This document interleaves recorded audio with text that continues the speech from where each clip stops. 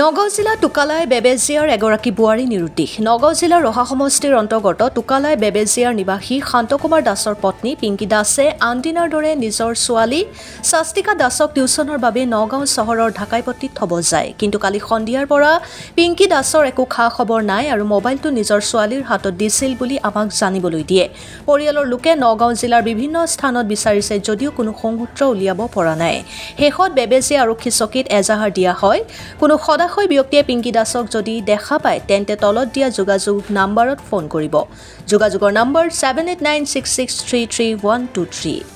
Bureau report Bihali সংবাদ অসম।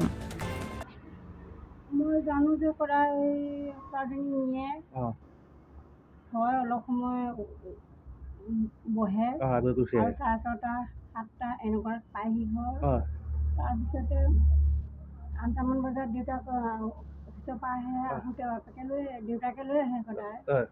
তাৰপিছত এতিয়া কালি তাই সেই 6:30 আহিল, ঘৰ নাপালেহি। তাৰপিছত তাই মোক সুধিছেহি, আইতা মায়ে, মই বোলো মায়ে নাই অহা নহয়, তোমাৰ লগত আহিছে বুলি ভাবিছিলোঁ। তাৰপিছত নাই বুলি কোৱাৰ কাৰণে তাই ভয় খাইছে। দেউতাক গ'লগৈ থৈ অফিচলৈ। তাৰপিছত দেউতাকলৈ প্ৰায় 5-10 দিনৰ পিছত ফোন কৰিছে। দেউতাকে চকা উঠিছে, আমাকে গালি পাৰিছে, কিয় নাই কি কথা কৈছ? আগতে এনেকুৱা হোৱা নাই? নাই কোনোদিন কোনো জীৱনত নাই। এনেকুৱা হোৱা নাই?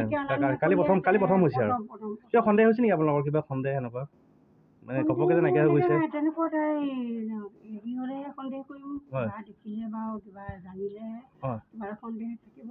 একো সন্দেহ নাই। পৰিয়ালক আপোনালোক খবৰ দিছে? চবতে মাকৰ ঘৰ খবৰ দিছে? চবকে খবৰ দিছে, চবেই আহিছে। গোটেই ৰাতিটো মানে মানুহ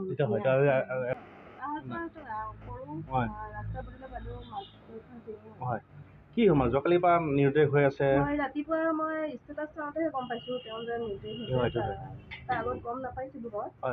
পাৰিলে মিচিনলৈ ফোন কৰিছিলোঁ, মিচিনে কৈছে যে বিচাৰি ফুৰিছোঁ, এনেকুৱা হৈ গ'লতো কালিৰ পৰা পোৱা নাই তেনেকৈ বুলি কৈছে। নাই বিচাৰ হোৱা কৰিছে, এইটো হয়তো হয়। নাম স্বাস্তিকা দাস, তোমাৰ ঘৰ কি ঘটনা সংঘটিত হৈছিল তোমাৰ ভালকৈ আমাক জনাওকচোন। মানে মই সদায় মাৰ লগত কোচিঙলৈ যাওঁ, ঢাকাইপট্টিত। তাৰপিছত কালিও গৈছোঁ মাৰ লগতে। ইয়াৰ পৰা 3:30মান বজাত ওলাই গৈছোঁ। তাৰপিছত 4টামান বজাত পালোগৈ। তাৰপিছত মা অকণমান সময় তাত বহে, সদায় বহে মানে কোচিঙৰ আছে ন? তাৰপিছত মা কালি 6:30মান বজাত ওলাই আহিছে। সদায় ওলাই আহে 6:30মান বজাত। তাৰপিছত আমি ভাবিছোঁ গ'ল ঘৰলৈ গৈছে, কাৰণ কালি মোৰ তাতে মোবাইলটো আছিলে। আমি গম পোৱা নাই যে ঘৰত অহা নাই। তাৰপিছত মই 8টামান বজাত মোৰ ছুটি হয়, পাপাৰ লগত মই ঘৰলৈ আহিলোঁ। ঘৰত আহি পেলাই গম পাইছোঁ যে মা ঘৰত নাই। গোটেইখন বিচাৰি ফুৰিছোঁ। বিচাৰিছে আগতে এনেকুৱা নহয় মানে? নহয় আগতে কেতিয়াও এনেকুৱা মানে তোমাক মানে কোচিঙত থ'ব যায় পেলাই আকৌ লৈও আহে নেকি? কেতিয়াবা লৈ আহে মানে থ'ব সদায় যায় আৰু এইটো হয়। দেউতাকে লৈ আহে তোমাক? তোমাৰ দেউতাক কিহত কৰে? আৰ্জুনত কৰ্মৰত। কালি বহুত মানে মিতিৰ কুটুম্বত খবৰ দিছা? সকলোৱে খবৰ দিছা নহয়? মানে কোনো যোগাযোগ পোৱা নাই এতিয়ালৈকে? মানে কোনো সংসূত্ৰ পোৱা নাই এতিয়ালৈকে?